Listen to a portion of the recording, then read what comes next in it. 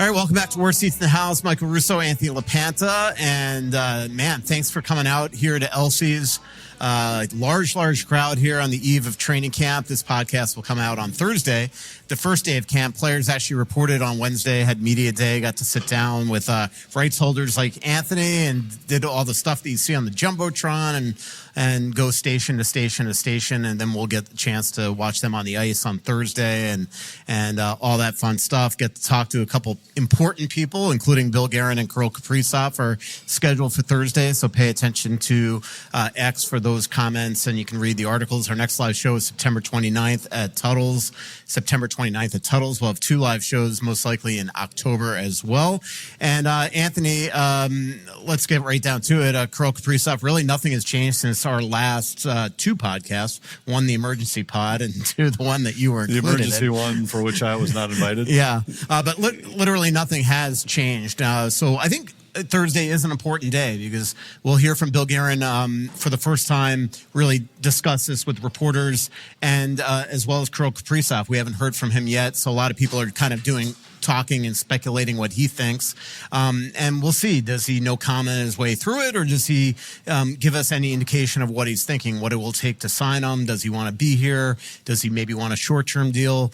We all know that he loves Minnesota. The question is how much he loves Minnesota. Right now, $16 million on an 8-year deal. He doesn't love them that much. We'll see what happens. I'll be curious. I wouldn't be shocked if that's what he ends up signing. I agree. I don't think it's going to be a penny more. And I think he will probably no comment his way through it, try to deflect to an agent. And as we talked on last week's show, there's a little bit of me that really gets bugged when players do that because the agent works for them. If Kirill calls him up tomorrow and says, this deal's good enough, let's sign it, it's not like the agent has the power to say, no, you're not allowed to sign it. And so I think it'll get done. I think it'll get done quickly. And it's really funny, the feedback you get, and I'm sure you get the same because we get asked about it everywhere you go. And I had one today that was among the stranger ones where this guy stopped me at the grocery store and said, if I'm his agent, there's no way I let him set foot on the ice tomorrow without a deal.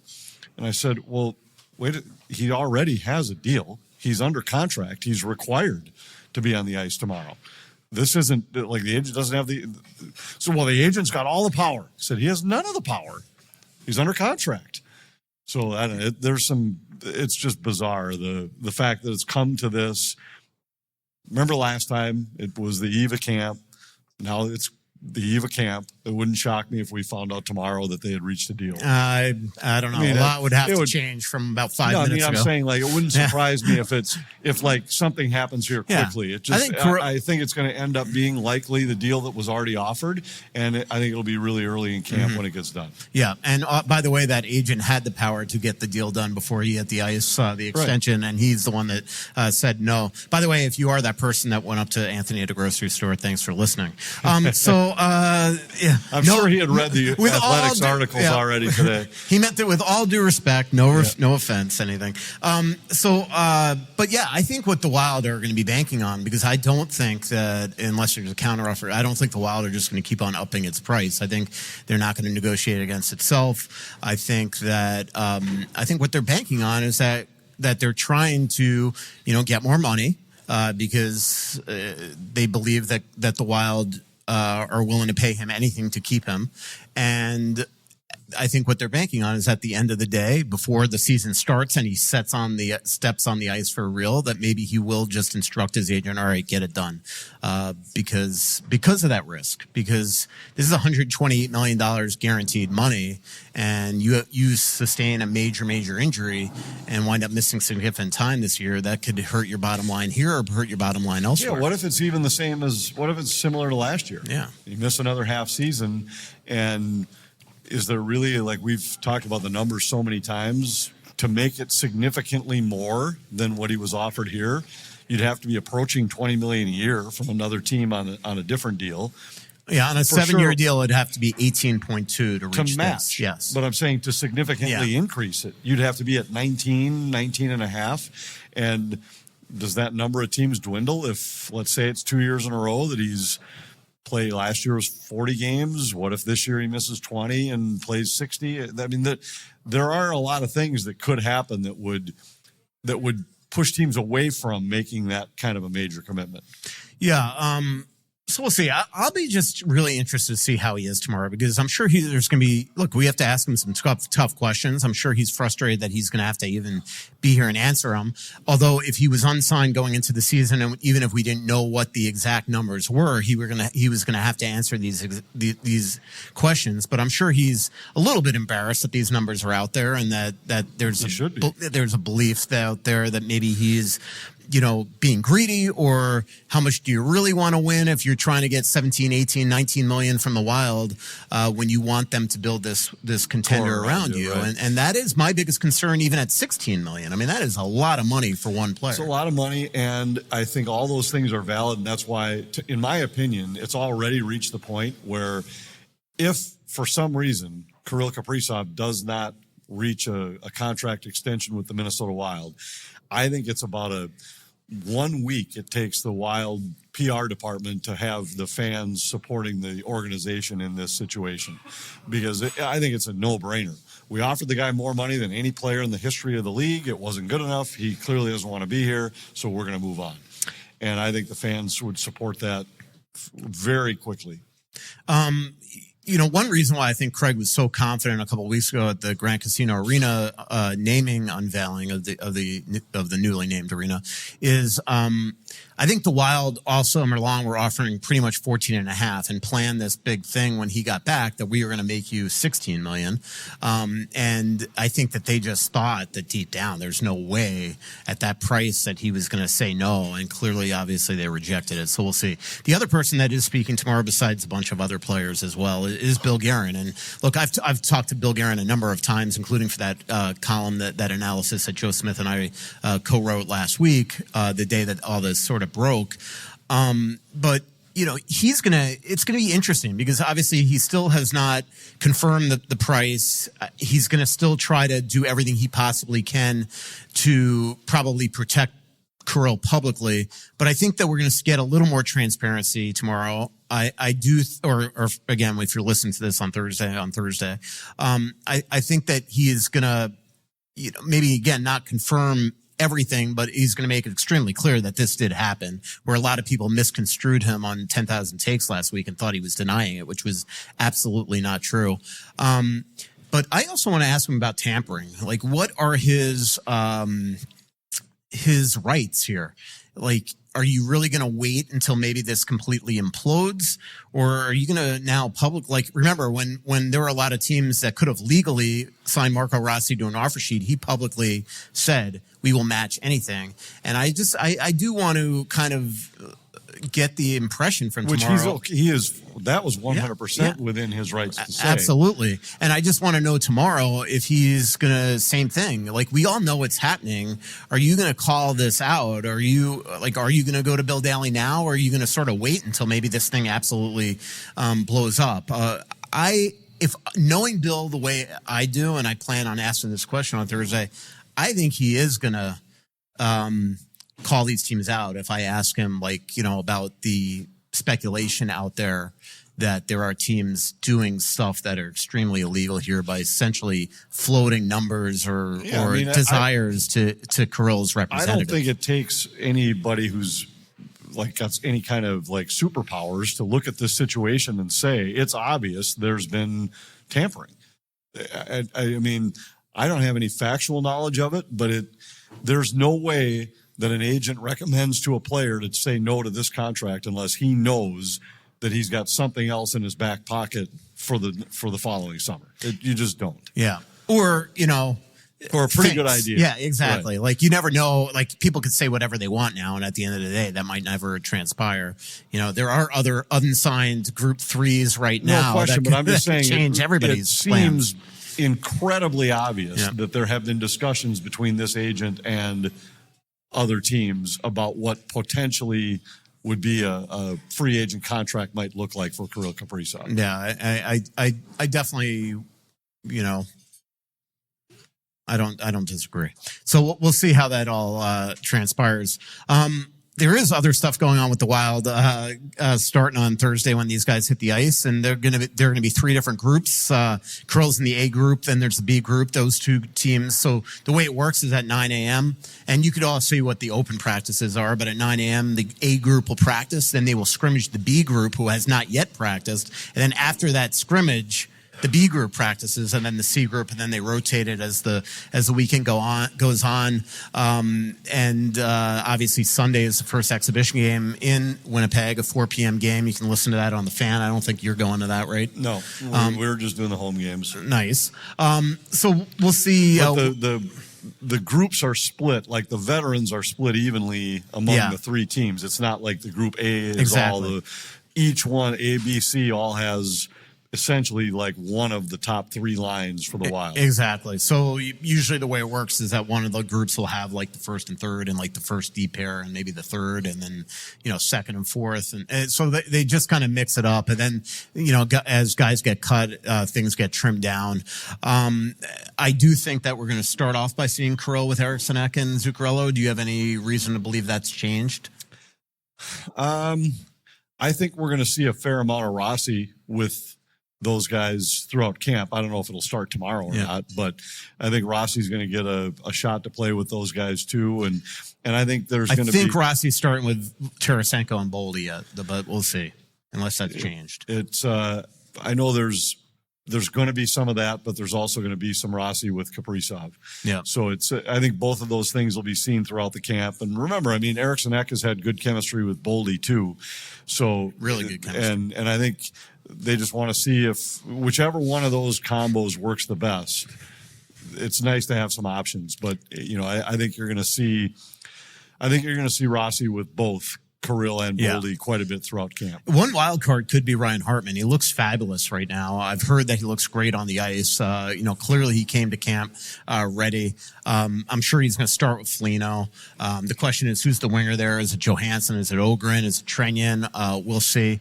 And then Danilo Yurov is the other wild card. I don't think loved his prospect showcase. He definitely looked like in game one, they felt like a deer in headlights. Game two, I thought he was much, much better, more noticeable, much more at ease, shots, definitely face-off wins, which is something that really didn't happen in that first game against the Blues, but definitely happened in the second game against the Blackhawks. Yeah, that actually, there were a few things today. I don't remember exactly how many of the players I sat with today, but we get about 10 minutes or so with each of them, and it was great. The 10-minute chat with Kirill was impressive. Like, his English this was the longest conversation I've had with him, the longest sentences that he returned questions with since I've known the guy.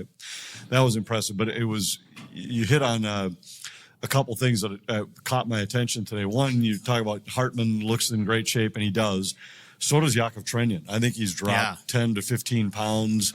And he looks chiseled. He looks like he's ready. And I was really impressed with the conversation with Nico Sturm. And it was really interesting to talk about how he views himself as a different player since the last time he was here, and what he's learned in stops in Colorado and Florida, San Jose too. But he talked more about Colorado and Florida, where it was, and a lot of it was face-off related too, where he said, I've been able to sit with Nathan McKinnon and then with Sasha Barkov to talk to him about face-offs and what do you do when this guy does this and this guy does. I think he's a really heady player in that part of the game. I think he's got a great handle on what kind of a player he is now, what his role will be. And I would be surprised if he doesn't make a significant impact on this Wild team as a bottom six center in a really short amount of time. He's such a mature guy. And look, when he left here 4 years ago, he had every right to say, you know what, I don't see myself being able to be more than just this pigeonhole here. So I'm going to just try somewhere else and not take this 5-year contract. And then he went to those places. He did win cups, but he also realized, you know what, now this is where I am in my career and I could be the best of this type of player. And so he comes back here on a real quality contract. And John Hines talked to me during Q&A when we were in Plymouth 2 or 3 weeks ago in Michigan, and he said he's not just going to be a fourth liner. I mean, he is going to get chances to move up in the lineup, significant draws. I'll be interested to see on the penalty kill, Anthony, if he's first over the boards even before Ek, because look, one big reason why the penalty kill, I think, struggles is that first initial faceoff. They were 29th in the NHL at 40.3% last year on shorthanded faceoff percentages. And if you don't win that first puck, it's huge. That's a big deal. Plus, it takes a little tread off of saves a little tread on the tires of Eriksson Ek if he's not the first, because he's on the first power play. If he's also not on the first penalty kill every time, perhaps you can get a little more out of him. I'll be interested to see what they do with Brock Faber in camp. I know they want to lower his ice time a bit, and I get the impression he's not going to be on the power play. So they're going to try to get him, I think, to really master the penalty kill, which is an area where he has struggled. I mean, if you look at the number of goals that him and Jonas Brodin are on, it's atypical of the type of defenseman that you think they should be. So I think they're really going to try to, you're going to have Zeev Boyum on that number one unit and Spurgeon on the second. So the only really times that Faber maybe is getting on the power play is if Boyum or Spurgeon are in the box, which we know with Spurgeon's not often, and two, if they just do decide to. It's probably rare they're on the power play if one of those guys is in the box. Too. Yeah, exactly. But Faber would replace. I'm saying that Faber would replace them.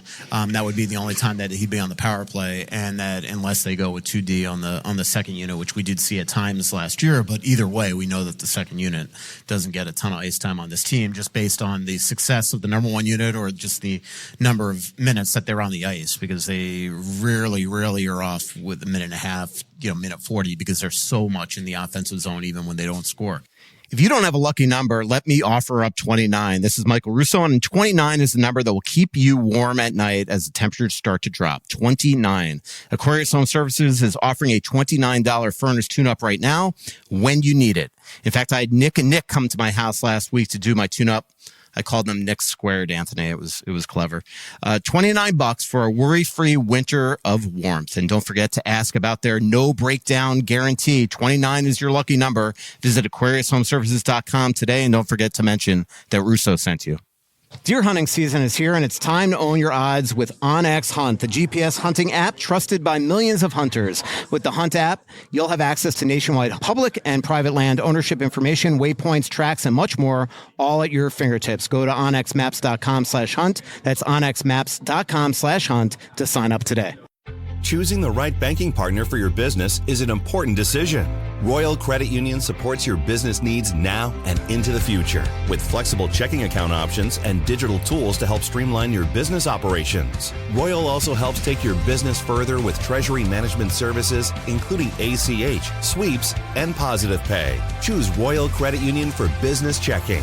Get started at rcu.org/Royal Choice. Insured by NCUA. Hey, this is Randy Shaver. Along with Kevin Gorg, we host the show Fantasy Huddle on Talk North. Each week, we're going to break down the matchups for the NFL season and try to give you the best chance to win your fantasy football games each and every week. Join us for Fantasy Huddle on Talk North. Question. I'm curious about tomorrow. I'm hoping to go tomorrow, and I've gone to open practices before, but I've never gone to the first. And how the first practice of the season or the preseason, attendance, is it kind of like a zoo? Is it depend on how well they did the year before, or no? It just depends on how many people reserve tickets. I mean, tomorrow is a work day, it's a school day, so I don't think it'll be crazy. I don't think it'll be like we just saw at the prospect tournament where the stands are full and things like that. So. Sorry, Minnesota fans, but it's not like a Vegas practice where you can't get in. Like Vegas, it's almost daily. Like you could barely get into that building. So, all right, I promised no Kaprizov question. So this really you can ask about Charlie Coyle. I still like Charlie Coyle. I know. I remember. You're back to you used to come to the Hell's Kitchen things, and I knew you were going to ask about Coyle. Yeah. So this really relates to the prospect tournament, and I know you wrote the Benak look really good. So who else looked good, and who else might have disappointed you? I thought we would have seen a little more from Riley Height. I thought Hunter Haight was really, really good in day two. I thought Kyle Masters was physical, Anthony. I thought Leskovar was very physical. Urov is kind of the way I characterized him before. Sept is always good in those type of things. Yeah, he stood out in the first game for sure. Benak was the guy that caught almost everybody's eye, I think. And it was, if you remember back, I always will go back and read some of the comments from when guys were drafted. And when the Wild drafted him, there was a lot of talk about that he might have been as big a steal as there was in terms of upside from where people thought he was going to be a year earlier. And I thought he was really good. I thought Yurov's skating looked good, but he just wasn't as, in a situation like that, I expected the puck to be on his stick a lot more than it was. I thought Buyem looked good, but not spectacular. It was hard to tell. It was pretty sloppy. Yeah, game one was organized chaos. It really was tough to tell. I think the bigger test will be when you see those guys against NHLers. Yeah, remember these guys have been playing shinny hockey all summer. Then they come in for like one practice maybe. So it's hard to really make much of this stuff. Wutzke, I'm probably butchering his name. I thought the goalie looked awesome in game 2. And you know who looked really good is Ryan McGuire, Pierre McGuire's son, was, I thought, great in both games. And I don't think, he's signed to an AHL 2A deal. I don't think he wants to play for the Heartlanders this year. I know he impressed Cronin as well. So yeah. Anything else, Counselor? You have something else. So I'm always a goalie. Can you lower the mic for him, Anthony? Yeah, get him a stool. I'm always a goalie guy. So what are your thoughts about Volstead for this year? I think he's going to be good. I really do. I hope so. And he, again, was one of the guys that I talked with at length today. I had happened to see him last weekend at a golf tournament. He and I both played in a Pro-Am event last Sunday. With some of the best women's college players in the country, which was fun as a side note. But he was there, and we chatted for a long time before we went out on the range that day. And I think last year was an eye opener for him, but I also think it was a valuable lesson for him in that just there are going to be challenges mentally. And I think he's the first guy to say he didn't think he handled the mental challenge of last year very well. And he refers to some of it as stuff that was out of his control, which it was. But I think we speculated a lot of times that it got to him when he was expecting to be up in the NHL and expected to be part of a 3-goalie rotation. And then when injuries required the team to send him down and he started slowly there, I think it snowballed for him mentally. That I was supposed to be in the NHL, now I'm in the AHL, now I'm not playing well in the AHL, am I ever going to get back? And I think that just one thing led to another. But I think he's in a good place mentally. I think he knows that he's got every opportunity not only opportunity, expectation is that he's going to make 25 to 30 starts in the NHL this year. But we need him. Absolutely, they need him, and so I think he knows that too. But I think he's really in a good place mentally. I'd be surprised if he didn't have a good year. And they definitely need him because, to your point, Ken, like they have like 15 back-to-back, so there's some starts right there. Look, I mean, Gus has been inconsistent. He was coming off a good year. 3 years ago, he had a really good year. 2 years ago, he didn't. So, and they're going to talk to him about a contract extension at some point here in the next couple of weeks. But if as I wrote in the, I think that went up today. If Volstead pops, it's not illegal to have 2 really good goalies, and especially at a price that 2.2. So that's pretty good. So Anthony, you always talk about golf. So we ought to have a challenge match, Russo against me, to see who's the worst golfer in America. I'd be happy to be the third wheel in that match, and I'll keep the score for you. Maybe take some videos. Yeah, no videos. Yeah, I'd be in for that. But the tournament I was mentioning was a lot of fun, though. They had a big women's college tournament out at the Royal Club last week.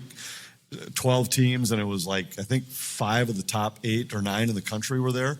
And they had an event on the Sunday before where you played with one of the best women's players in the tournament. So I played with this player from Arizona State who was terrific. And man, it was fun to watch them play because every ball is dead straight, right down the middle. She was a great putter. It was a fun tournament to play. And Jesper played. I don't remember where she was playing collegiately, but she was from Sweden, and he happened to be paired up with her. So that's cool. That was kind of fun, yeah. Nice. Ken being here reminded us of we had a big unveiling the other day about our next trip. You want to tell about people? that? Headed back to Como, back to the homeland, and starting in Como, and then making our way down to the southern coast and over into the south of France. Going to visit Santa Margherita, Portofino, get to Nice for the last few days of the trip. But I'm so excited to get back to Como. I love. We have to bring Como. our suits on the trip so we can go to the casino there in Monaco, Monte Carlo. Yep, James Bond, man. I went, I think 20-some years ago to Monaco, and I dragged my suit around the entire trip just to go for one hour, essentially. That'd be weird. Well, then we'd be able to more effectively crash a wedding, too, because you didn't come with us on the wedding crashing that thing. Was Budapest. That was in Budapest. And there were 4 of us, but we didn't have suits, so we had to crash a wedding. And I think the 3 of us would have passed, but it was Peter, our guide, who was wearing his 3/4 of a pair of pants that he always wears and some goofy-looking Indiana Jones hat, and that got us noticed. So, go to definedestinations.com if you want to check that out. It's going to be an incredible trip. I can't wait for that trip. Let's talk a little bit about Tarasenko. You got to talk to him today as well? No, he was one that I did not. I think I had 12 guys, and maybe there were 6 that went the other way, where they got the pleasure of chatting with Kevin Gorg instead. And Vladimir Tarasenko was one of those guys. I chatted with him for about 2 minutes in the hallway, and he it's hard to tell. Right now, everybody's excited, but he says all the right things, and I know we talked about it before. I had happened to have played golf with John Hines 2 days before he went down to Florida to sit with him. And to me, one of the things that still stands out from all the conversations about the Wild this summer was how impressed Tarasenko was that Hines was coming to see him, and then how impressed Hines was with him when he left. And that has probably increased my optimism for that Tarasenko could be a good fit here. But he looks like he's in great shape, and we just keep having to remind yourself. I think when people hear his name, they think of him as a downside of the career 37-year-old guy, and he's just not. He's 33. He's 33, and there's certainly reason to believe he'd still have some gas in the tank.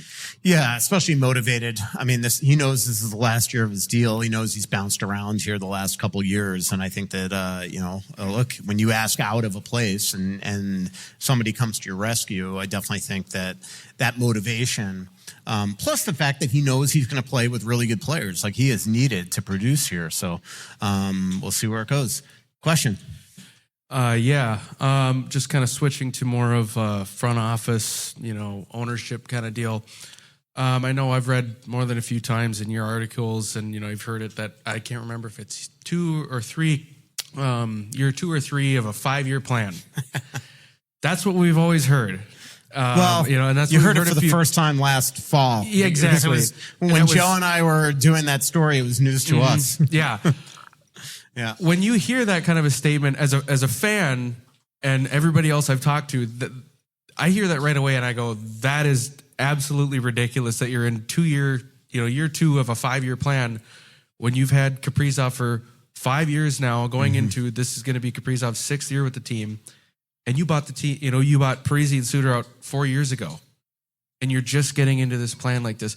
Yeah. What do you guys think when you hear a statement like that from the front our office? impression was, and we asked Craig about this, but I think it just affirmed to Joe and me, and something that I always suspected, is that that buying out Parise and Suter, even though it was talked about in the front office for a long time, it still was pretty impulsive. They didn't have a perfectly thought out plan. All right, we're going to do this. Now, what are our plans going to be during this 4 years of pain? So I think that's what it comes down to. And I think finally, a couple of years ago, Craig probably asked the question, where are we going here? What is going on? And then they came up with this thing. So what does it mean? One thing I can tell you, I don't care if they're in year 3 of this 5-year plan. If it's the last year of Kaprizov, the plan starts over, and I don't know where they go with that plan. So, well, I also think that it doesn't. I don't think they're looking at it as that they're not going to contend until year 5. I think it's that they expect to contend for the next 5 years, and maybe the peak is 5 years from now. Yeah, the way that Craig explains is that end of that 5-year plan, he wants a cup. It's not just being a contender. Right. Yeah. But I still go back to, if you had said you're going to buy out Parisi and Suter, pay that penalty, and make the playoffs 3 times out of the 4 years, anybody signs up for that. And they did that. And stayed relevant. They never bottomed out. And now I think they are headed that way. This is the big deal, though, to Michael's point. If you don't sign 97, the plan, it's a new plan. And a lot, look, the fun of this season, and I think fans have been waiting for this, is that we are going to have the ability to maybe see 3 or 4 of these young kids in the lineup, whether it's Wallstad, whether it's Ogren. Obviously Rossi and Boldy have really, at 24 years old, turned into excellent players. But, Urov, are we going to see him all year? Are we going to see him part of the year? Is he going to go to Iowa? I know a lot of people were surprised today when I pointed out about Iowa with Urov, because I keep on writing he has a KHL deal. And I know that his representatives does not expect him to spend a second in Iowa. That's why they put this Euro clause in the contract. But at the end of the day, I think the player will always know if he's ready or not. And I think if Urov realizes that, look, I'm not ready, but I also don't want to make a long-term commitment and go back to Russia.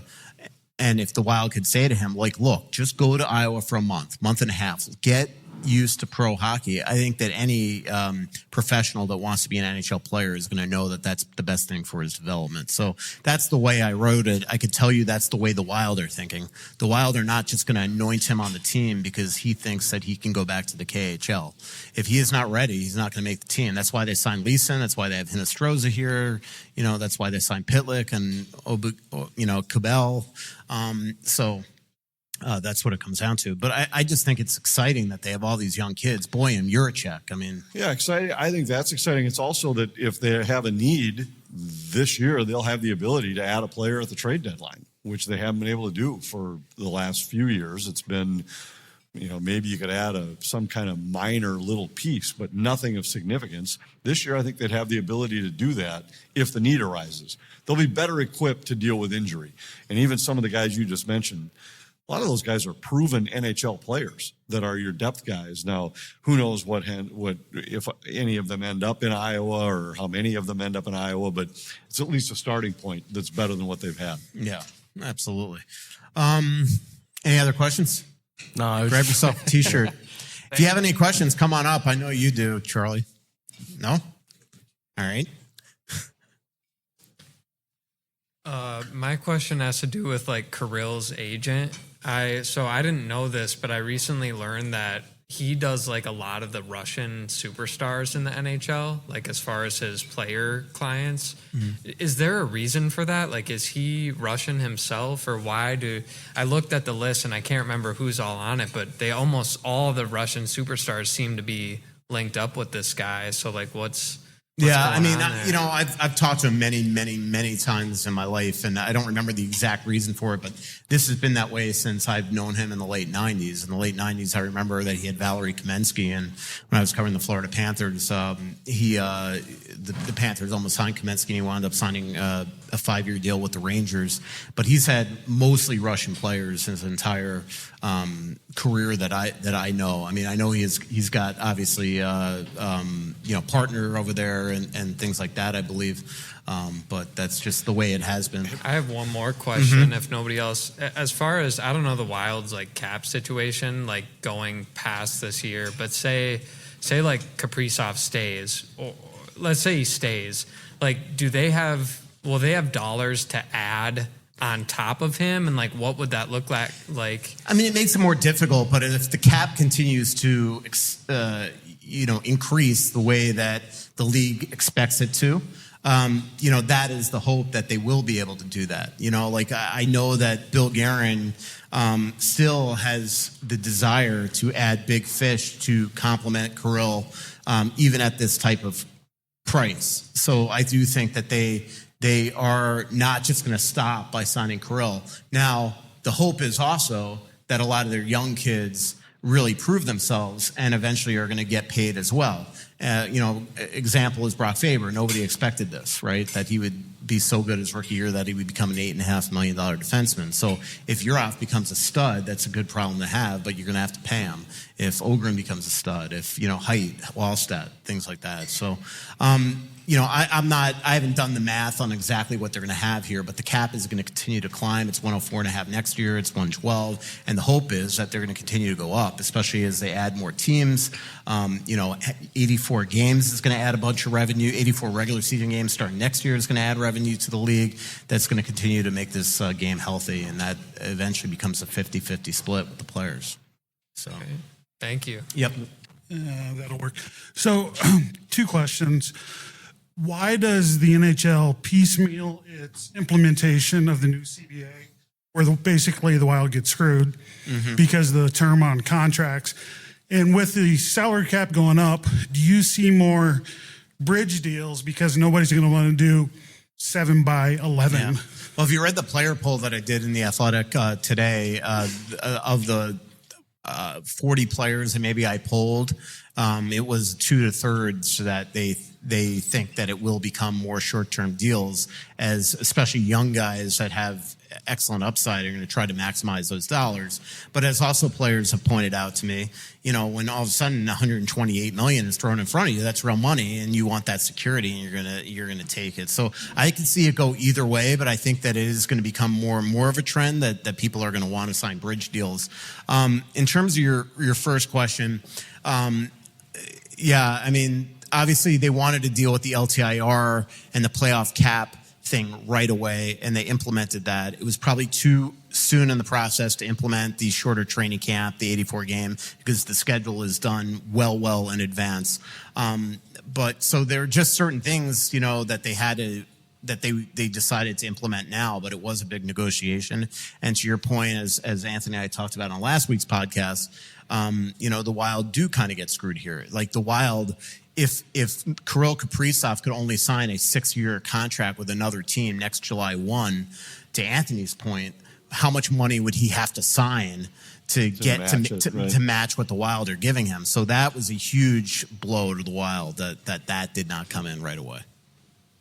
There's always been a little bit of a make it up as you go along feel within the NHL. There just has, more so than it seems, more so than any other league. And in most cases it lands in a good spot, but there have just been some times over the years where it's been like, this just feels like you made your agreement but gave zero thought to what the next question would be, which is, when does it start? And it doesn't make any sense to have some things start July 1st, some things start September. It doesn't make any sense. I haven't listened to, has Gary Bettman made any explanation as to why that would be? No, we talked to Bill Daly, and I think the big thing that they wanted to address right away is crack this loophole with the LTIR and have a playoff salary cap. But to do that, there are give and takes. And clearly from NHL Players Association, when you have this many potential superstars up, you want those players on July 1 to have the ability to maximize their contracts. So let's just say Kaprizov, McDavid, Eichel, Kyle Connor, Alex Tuck, Adrian Kempe, all these, or Temi Panarin, are up next July 1. If you lower the max term that year to 6 years, it's going to affect the bottom line of these players, the bottom line of the league in terms of 50-50 splits and all that type of stuff. So it was going to, that's clearly, there's no doubt that it was the reason why the NHLPA was so adamant that, at least on that rule, that change, it doesn't go into effect July 1. That starts when the CBA starts next September 16th, 2026. So, and I want to tell you about Twill in the Edina Galleria. Scott Dayton's Twill in the Edina Galleria. TwillMN.com is the website. I'm wearing my Johnny O hat. I'm wearing one of my many Peter Millar shirts. Johnny O and Peter Millar are two of my favorite brands out of Twill in the Edina Galleria. When I've been going to Wolves games lately, I've been wearing my Dingman shoes. I've been wearing my Brax pants, my either Peter Millar or Johnny O shirts, pullovers. The Wolves games are weird because they're really cold, and then they turn on the fire jets before the game and singe your eyebrows. You need to be prepared for all kinds of different temperatures in that building. And I just use all my Twill stuff. And as we do more shows here at TalkNorth.com on video, I'll be wearing more Twill stuff because it's really simple. I don't always try to look good. Sometimes I'm very happy being a slob, and I wear old sweats and T-shirts. If I'm trying to look presentable in any way, Talk North meetings, sponsor meetings, big games, going out in public, going out to dinner, I just put on something I bought at Twill. It's just that simple. If I put on something I bought at Twill, I'm going to look good. I'm playing a Randy Shaver's golf tournament on Monday. I'm going to wear Twill stuff to that too. Golf, walk around town, dinner, whatever. TwillMN.com. Go to Twill in the United Galleria. They're laid back. They love talking sports. They're nice people. Tell them we sent you. You'll have a good time, and you'll end up walking out with something great. Hey, have you been dreaming of a lake cabin lifestyle with boating, fishing, and family fun in northern Minnesota? Well, lately I've thought a lot about how cool it would be to have a getaway like so many Minnesotans. And if you're like me, you probably think that owning your own lakeside getaway is beyond your budget. Well, if you think lake cabin real estate prices keep going up, well, think again. This is Russo, and I'm here to tell you there is an affordable way to enjoy a cabin lifestyle and all that goes with it. And yes, I said affordable. I founded a Clamshell Beach Resort, which is located on the Whitefish chain of 14 lakes for you and your family to enjoy. Here's how. Clamshell has lake homes that offer deeded fractional ownership, and the keywords there are deeded and fractional. You own it. Imagine having 5 weeks a year to enjoy Clamshell with its beaches, pool, and lodge that's full of kids' activities. Is golf your game? There's a great golf course right across the road. Like winter sports? Well, you can go ice fishing, cross-country skiing, or snowmobiling right out the door at Clamshell. And there's no maintenance, no grass mowing, no snow removal. It's done all for you. And you can own a share of Clamshell Beach Resort at an affordable price. To learn more about ownership opportunities at Clamshell Beach Resort, go to cottagesonwhitefish.com or contact Pat Egan at 612-220-9819. That's cottagesonwhitefish.com or Pat Egan at 612-220-9819. Other questions? Yeah, let's get going. I know last month they talked about thanking you guys. We appreciate your wit. We appreciate your expertise. And you can tell the suits that people listen to you globally. I'll be in Malta. All right. I want your prediction on the eve of camp, making it to the second round. If only Heartsy's goal, right? Yeah. Yeah. If somebody was a half a step back onside. Yeah, that too. Right. 2015 is the last time. It is. Correct? And I think this year they're a second round team. And it's going to be tough because the Central Division is going to be incredibly balanced. And I don't think the best teams got better, but I think all of the middle of the pack teams got better. So I think Dallas will be about the same, maybe a slight step back. Colorado will be about the same, Winnipeg about the same, but I think St. Louis will be better, Nashville will be better, Utah will be better. So I think the division's going to be a dogfight, but I think this is the year they get by one of those teams in the first round and advance to round two. You say yes. Yep. Russo? I mean, I'll just go yes, I guess. All right. Yeah. So Seems remember that. incredibly confident. Yeah, exactly. I also think there has to be a year where they're not the most injured team in the division. For sure. There has to be a year where that happens. I guess my biggest thing is I wish we could fast forward 2-3 weeks and know exactly what's going to happen with Kirill, because I do think that has the real big threat of being a season-long distraction that can hurt things. And look, he's not going to want to be asked about this all the time. That's why I think if he's smart, on Thursday, he will just address this, pull the Band-Aid off, be as absolutely transparent as he could possibly be. I mean, he can't say everything. I don't expect him to come out and be like, yeah, I turned down $128 million. But just, be a professional. It's out. You got to deal with it now. And just give us to the best of your ability some thinking. Stop letting us talk to you and guess and all that stuff. Because right now the marketplace is on edge. They're worried that he wants to leave here because who turns down this type of money? Now I can't expect them. He's going to come out tomorrow and say, between you and me, I mean, Craig Leopold said he was going to pay me whatever I want. So my agent told me to turn it down and we're going to, really try to squeeze any penny. I don't expect him to say that, but try to give us an indication. Do you want a short-term deal? Do you want to be here? We know you love it here. Do you want to be here? How much do you want to be here? Do you only want to be here if you're paid 17 or 18? Do you want to win? Are you really willing to risk this type of money when you missed 41 games last year? like give us some sort of inkling tomorrow instead of, what I am concerned about, that he's either going to no comment his way through and show an immense amount of frustration that's going to, turn what should be a, fun interview into a bit of a combative scene. That also would suck because he has become such a fun, lovable person for all the fans to see his personality, that you don't want him to now go back to square one where he just puts a block up and you can't ever talk to him and he's going to be all, offended all season long. So hopefully he just gets it out of the way Thursday. And then, look, I'm not going to say that this isn't going to be a storyline again, but then we will respect that and not go to him every single day. Any update. So I hate to bore you with more Kaprizov questions, but so worst case scenario, let's say we don't sign Kirill, like he doesn't sign an extension before the season starts. And he also, at this point, this would be when, Billy would say, all right, give me a list of teams, whatever, that kind of thing. And he just refuses and he says, nope, I'm not going to give you a list of teams and I'm not going to sign an extension. If it gets to that point, would you see the Wild holding him out of games? Or, what would they do to prevent something like, the whole situation with Gabrick where he gets hurt? I mean, they would you can't not trade be him at all. allowed to. Like the PA would step in right away and file grievance. The guy is getting paid $9 million this year to play hockey. This team still wants to make the playoffs. They would not be able to. Now, if you're talking about right before the deadline, if they think he could convince him, then you can. But if he is refusing, you just got to play him. I mean, it is his right. They gave him the no move clause. It was negotiated into his 5-year contract. I don't think he would do that. I don't think he would. Yeah. Well, plus, I mean, that has long-term ramifications. I mean, now all of a sudden, any dealing with that agent and this team again become really unlikely.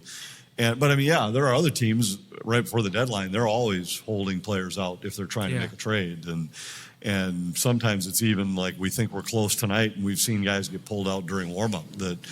And sometimes they're traded, sometimes they're not. So that wouldn't be out of the realm of possibility, but not for long term, I don't think. Yeah, and like what you guys were saying, it would really kind of be a upsetting thing to see because he's become such a lovable guy. I mean, yes, he's a star in one thing, but you can see the personality come through as he's been here for longer, and I would hate to see that happen again where he goes. His teammates love him. Yeah, and he goes to another love team. The guy, and there were one of the things we were doing today. It was after we'd have our interview that was specific to each player. Sometimes we just kind of stockpile some sound bites of guys talking about their teammates so that in a pregame show, we're going to put together a video package on Jared Spurgeon, who's been playing well lately. And we've got 3 or 4 different guys talking about what makes Jared Spurgeon a great player. And so I asked probably 8 of the guys today, like, just in your own words, describe Kirill Kaprizov. And I mean, about 4 of them used the same phrase, which was, he's the best superstar I've ever known or ever seen or ever been around because of how hard he works, how great a teammate he is. I mean, the guys legitimately, they love the guy. And so I think they're going to make this as easy as they possibly can. I don't think there's going to be tension there. But they also know they can't win without him. And they all know what the number was that he was offered. And if at some point it gets to where he's forcing the hand of the organization to make a deal, I mean, let's just say worst case scenario, that's where it goes. There's going to be some animosity there, and that's going to affect the team. Yeah. And look, this is not going to be the easiest trade because, again, he controls the hammer. Like, what if he just gives them one team? And that team knows that he's giving them that team because he's probably going to sign an extension there in the offseason. You're not going to be exactly motivated to give up your best players. So this is not a simple thing. This is why, again, I mean, it's easier for us to say it done. Remember, his last contract got done on the eve of camp. But this is why Anthony and I have said all along that we were really uneasy about this no move clause because you just, on the last year of a 5-year deal, just gave the hammer to him and take away all your flexibility. But look, I mean, when you're on the eve of training camp and that's the last thing that needs to be done for a player to sign of the ilk of Kirill Kaprizov, you're probably just going to relent and assume, and maybe it was promised that, like, look, if it ever gets to the point that we're going to move, we're going to be cooperative with you. I don't think that Kirill is the type of personality that would hold this team hostage, I would hope. Question. Nice I shirt. got a question. Nice Thanks. shirt. Yes, I love it. So, does this affect Gus's with Kirill not signing yet? Is they waiting on that? I don't Or- think so. I mean, Kirill, like Gus is going to get done at a certain price whether Kirill is signed or not. Right. So I don't think that all of a sudden, like, they sign Gustafson, they realize, oh my God, we don't have enough money for Kirill. I really don't think it does affect things. I'm sure that they would love to get Kirill done first and know the number. But what would you think, Anthony? Yeah, I don't think it affects it much. And it isn't like, oh, we didn't sign Kirill, so now we have extra money for Gus. Let's jack up the price. I mean, I think they've got a pretty good idea, and I got to believe those two sides can't be very far apart on what his value is. Okay, that makes sense. What about McDavid? Are they waiting on a Kirill deal? I don't think that one has to do with the other, but I will tell you, man, McDavid has said some interesting things the last couple of days, just watching his interview on Sportsnet with Elliot Freeman and Kyle Bukauskas. I mean, he is, like, if there was a video interview of somebody that looks like he's not going to sign with a team, like this to me would be it. I mean, he does not... You would think that he is playing for a team that never wins. I mean, he just keeps on pointing out this year. Like, you think the Wild fan base is nervous right now. I got to think Oilers fans are smart enough to realize this could be the beginning of the end. I mean, it sure feels like if they have a crazy disappointing year, it could be it there. Same thing with Quinn Hughes in Vancouver. I mean, it is really fascinating to watch. I didn't think it was going to get to this point. No, but he has made several comments about that he didn't want to hamstring the organization. Yeah, but with I mean, the it doesn't max even deal, right? So it's that like he's would lead- always going to get less than like Kirill might be still at the end of the day the highest paid. I mean, if that is what your question is, what Anthony is asking, like he's not looking for a lot. Like sounds like he's willing to go even below 16. Right. But He's right a now Crosby. it doesn't even look like he wants. Right. He's planning a Crosby on guy. signing. He's a team guy. Right. He's not himself. knows that if he holds them to, hey, I want 20% of the cap, which is the max, that there's no chance they can support him with the rest of a roster. And I don't know how many other contenders out there would be in a position to, let's say, a year from now, go to him on a 7-year deal and be able to make room for him on the. I mean, there are some. Michael mentioned some of the free agents that are potential free agents next year. Think of how that could cause a major roster shuffle around the league, because there aren't a lot of teams that are on the verge of winning that happen to have $18 million of cap space next year where they could sign any one of those guys without having to make a couple other moves to make room for them, which could lead to a major reshuffle that we haven't seen for a few years. Yeah, absolutely. I know every summer we talk about, like, this is going to be the summer of the trades, and not in every year we're left disappointed. But if all of a sudden McDavid and Eichel and Kaprizov and Connor and Kempe and Tuck, even just a handful of those guys get to the open market, like, even if you're the Rangers, you're going to have to start trading guys away to make sure that you could be able to, even with the cap accelerating. So it's going to be really fascinating. That's why I just think that, like, none of us want to even consider that Kaprizov leaving here. But if he does, there are going to be options for the Wild to rectify the situation. Not of maybe a player of Kaprizov's size, but, teams are going to need to make trades. There are going to be other free agents that the Wild could try to go out and quote unquote overpay for. Some Adrian Kempe is a $15 million player in Minnesota. Hey, it's not without the realm of possibility, right? I mean, it'd be interesting. That's. Yep. So I think Anthony understood your question. I didn't understand your question, but we both gave you sort of the answers. I was just impressed you were paying attention to my answer. Yeah, I know, and I was, I'm sure. I mean, dealing somebody with had to be texts and texting things you. like that. Yes, somebody was, but it's. Don't worry, nobody's signed. Yeah, I was worried. Yeah. What's up? Hey, how you doing? How you doing, Good. Mr. Johnson? Right? Yes. Yeah. No, Theophanis. Huh? My name's Todd Theophanis. Yeah. Okay. No. The question was on specialty coaches or skills coaches. Is there any limitation to coaching staffs in the NHL? So I'm just wondering if you've know anything about why they wouldn't have more skill coaches, face-off coaches, for instance, for the team that might need some face-off help or things like that. Well, it's not a limit, but I suppose there's a space limit to how many of them could stand behind the bench, but the teams can spend whatever they want on their training staff and their behind-the-scenes guys. I know the Wild, and they're not the only team that does it, but there are a lot of NHL alums that some had ties to the Wild as players, some just happen to be from Minnesota or live in Minnesota now, and we see more and more of them popping up around the rink as Billy just, let's see. Let's lean on these guys. It was the path Billy took to move from player into the front office. And I think sometimes you're just like, you never know which of these guys might have that little bit of the little it that can help, whether it be as an on-ice instructor, maybe a consultant, maybe a guy who has an eye for talent. You just never know. And so there are some guys that the Wild, like Derek Stepan is one of them that's been around, and he was a good face-off guy for a lot of his career, and you still never know what's going to happen down the road with the former captain Mikko Koivu if he ends up being around again. And there's just guys like that you could see ending up being guys that are, all right, well, even if this guy is on the ice with us once a week, to your point, let's work on face-offs. But there is no limit to how many guys they can have in that role. I am surprised that we really never see those guys do stuff with the players, that they just seem to be front office development guys. Because I agree, to me, it'd be really cool to have Madonna every now and then go in the room and talk to a young center, or a Derek Stepan or a Goose talking to a defenseman. But maybe it happens behind the scenes. They do a lot of talking to them, but we just haven't seen them on the ice for that kind of thing. But that's why those guys are there, is to, that's Brad Bombadier's role, is to be the guy that is the source of information for the guys that as they develop as players in their organization.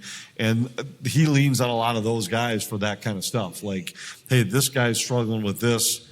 This might be the right connection to have this guy talk to him a little bit and help him along, take him to lunch, just settle his mind, get his heart in the right, whatever it might be.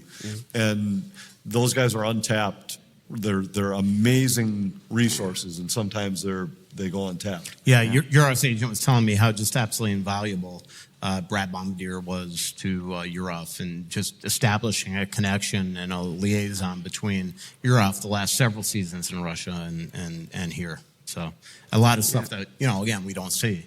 Yeah, but that's his job. So thank you. Yep. Thanks, Todd. Listen, kind of look like John Cooper. That's nice. Yeah. I'll take that. So back to Rossi. So there was an awful lot of fear and loathing and drama in and around his signing and, the contract. Anthony was just incorrigible during the whole process. Yeah, all the finger pointing and everything else that went on. In talking to these guys, is this just water under the bridge at this point? Is that just business is business? Is that all that is at the end of the day? 100%. And it's so there's no leftover. There's nothing. No. And Billy and John Hines both, every time I talk to them, they made it clear, we don't want to get rid of it. We love the guy. Yeah. But it has to be, for Billy, it had to be at the right number. For John, he just wanted to know he was back in the fold and could use him in his lineup. But no, we talked about it a lot during the summer. I mean, negotiations like that sometimes get contentious, but as soon as it's done, you move on. And I think Marco made a deal that's a good deal for him, but it's also a team-friendly deal. And he's another guy that the players like him. And they look at a guy who in his second year scored 60 points. That's pretty good. Yeah, and scored playoff goals and right. Exactly. At the end of the day, he just got a 5x raise, right? A 4x raise. Yeah. So, 5, right? 1 times 5. So, I mean, he made $925 last year or whatever. I mean, at the end of the day, he just became, a very wealthy guy on a really quality contract. So, and then silly follow-up. So, is it going to be Rossi or Rossi this year? It'll be Rossi. Exactly. Question. Come on up to the mic. Yep, grab a T-shirt. So I just recently saw one of your tweets, Russo, that about the bookies and the Kirill. Yes, that was a good I just about threw up when I saw that, but what do you think? Well, I clicked the link and it said it was for entertainment purposes. So I was just trying to entertain everybody out there by putting out. Anthony's not familiar with this, but I'm not familiar with it. yesterday, just for I was bored. Hold I just on, you wanted tweeted this? Yeah, I just wanted to see if I can create a little chaos. I was just letting everybody know some fun potential betting odds on Kirill Kaprizov's next team. If it really came down, Which, by the way, that is sort of it's not something you could put, but I guarantee you that there will be props that will eventually come up because I've seen it before with other players. So, if worst comes to worst, what do you think a trade package would look like if the Wild do trade Kirill, which I would hate? I mean, it's so hard to guess because he, again, is going to decide which team he wants to go to. I guess the one thing I will say, and I was talking a little bit about this with Anthony last week, but about, getting a list of teams from Kirill. If it were me and I was in Billy's position and this does not seem to be going anywhere in 2 or 3 weeks, I don't think I go to Kirill yet. I think I actually, behind the scenes, have conversations, try to find a package that actually is intriguing. And then if something comes to fruition, then you go to Kirill and say, look, where are we going here? And I have the ability right now, if you're not going to sign, to send you here. And would you be willing to consider, I don't think you put this in Kirill, especially if you're playing hockey, I don't think you put this in Kirill's mind right now that, oh my God, they don't want me, I'm going to get, I just don't think that's the way to go. In terms of packages, to me, it's so hard to guess because, you have to, the one thing about any type of trade, like say it was the Rangers, they're going to have to give up significant salary to the Wild probably to replace them, but a lot of those players might be guys the Wild have no interest in. Like Lafreniere is somebody that probably I don't think the Wild would want, but he makes 7.4. It's just hard to come up with. Other guys have no trade production. Aho, full no move. Svechnikov, I think I said on last week's show that he didn't for another year, but I was looking at Puckpedia that hadn't yet advanced the year from last season. So he actually does have a partial no move, no trade right now, and it's actually a very restrictive one where I think he, instead of 15-team no trade, I think he has an 8-team 2 trade. So that, what are the chances the Wild are even on that, right? Mm-hmm. So it's not an easy decision. So. And here comes Anthony with his. I was just looking at your tweet. Well, so they list these teams. I don't know if maybe everybody else already saw this tweet, but they have odds for where his next team would be. I'm assuming they mean next contract, not next team, because the Wild wouldn't be his next team; they're his current team. A lot of people pointed that out, and I was annoyed by every one of those tweets taking it so literally. So shockingly, you came up with it. Then I'm looking at they have a percent chance listed by each team that adds up to 120%. So this team's 20, 18, 18, 15, 12, 9, 8, 8, 9.5. It adds up to 120.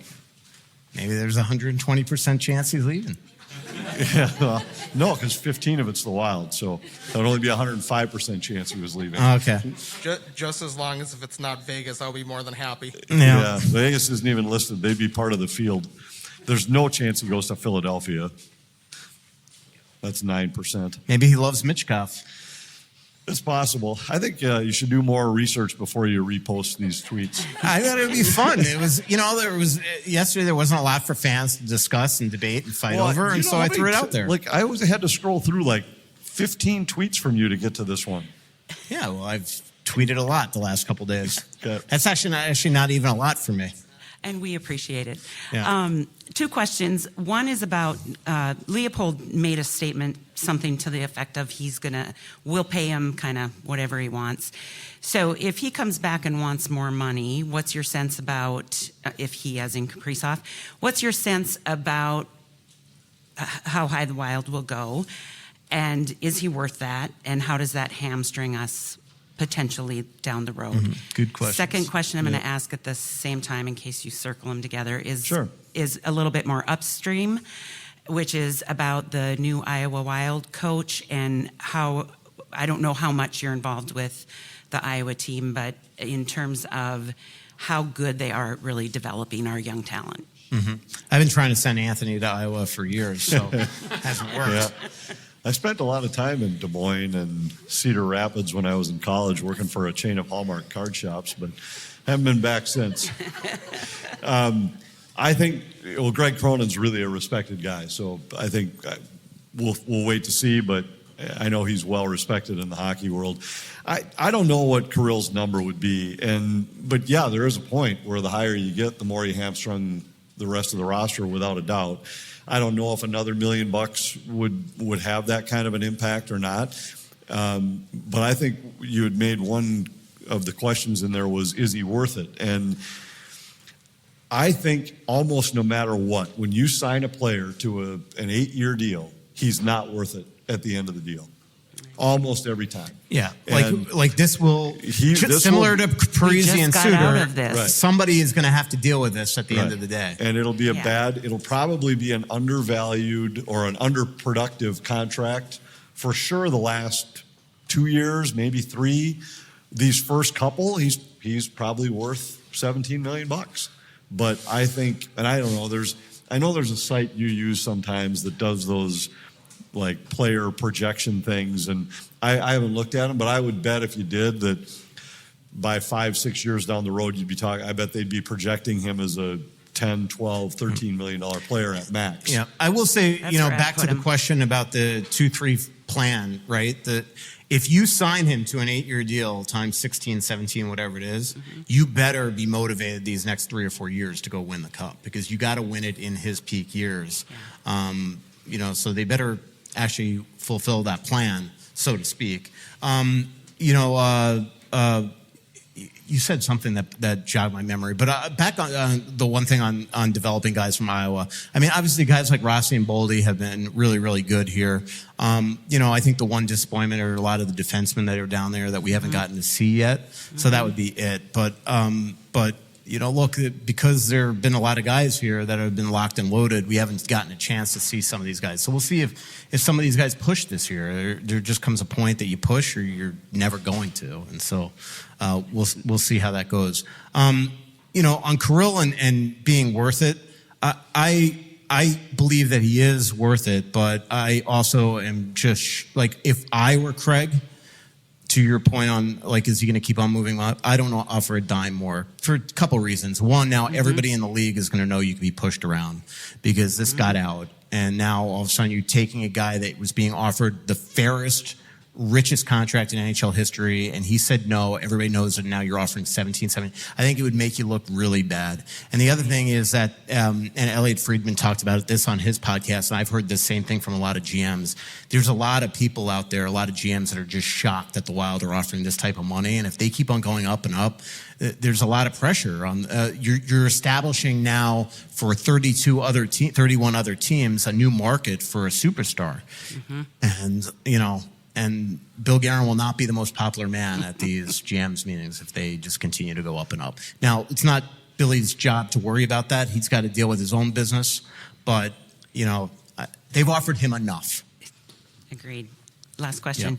Do you have any sense that Kaprizov might want a shorter contract? He has. Hopefully he'll address that tomorrow, but he has given the Wild no indication that he does. Okay. Thank you. So, last question of the show. And you can grab a T-shirt if you would like. We are starting this season with Jonas Brodin recovering from surgery.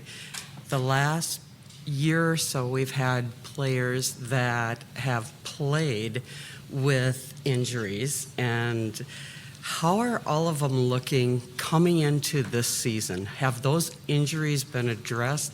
Surgeries happened on the off season? Are we looking at a really good guys coming into this? Yeah, all of them are healthy, with the exception of Brodin, and he's healthy too. It's just a timeline. Like he can skate.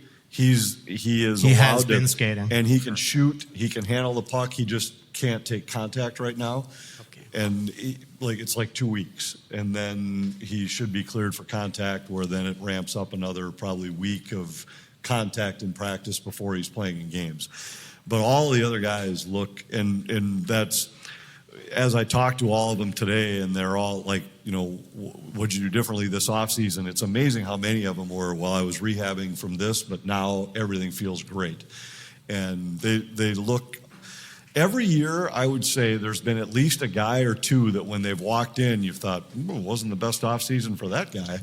And there was zero of that. He's talking about me. There was, yeah. And yeah, I mean, I'm certainly in that list sometimes too, but every year there's been somebody at least, and most years I remember being like 2 or 3 guys where you'd say like, it didn't look like he saw more gyms than boats this summer, but this year, every guy I saw looked like, whoa, boy, he looks like Boldy looks bigger and stronger. Rossi looks visibly bigger and stronger. Eriksson Ek, one of the best lines I heard today was I asked Nico Sturm about Eriksson Ek, and he said he's got the most punchable face in the league, which I thought was that's awesome because we're doing an NHL player poll, and that's one of the questions on there. But every single one of them looks to be in great shape, and even Jonas, like he is so excited to have what I think was nagging all of last year finally corrected and now be ready to go. Yeah. Perfect. Thanks. Great question. Grab a T-shirt. Thanks for everybody coming out to Elsie. This was a great pod. A lot of people came out here. If you want to come to our next show, that's September 29th at Tuttle's. Again, September 29th at Tuttle's. And then you could also pay attention to our podcast and our social media to find out where and when our October shows are. Thanks for joining us at the Aquarius Home Services studio on location at Elsie's. Aquarius Home Services, your local authorized dealer for Connecticut water treatment systems. Clamshell Beach Resorts, Onyx Maps, Twill and the Edina Galleria, and Royal Credit Union. Thanks, everybody. Thank you. So much coming up, there's no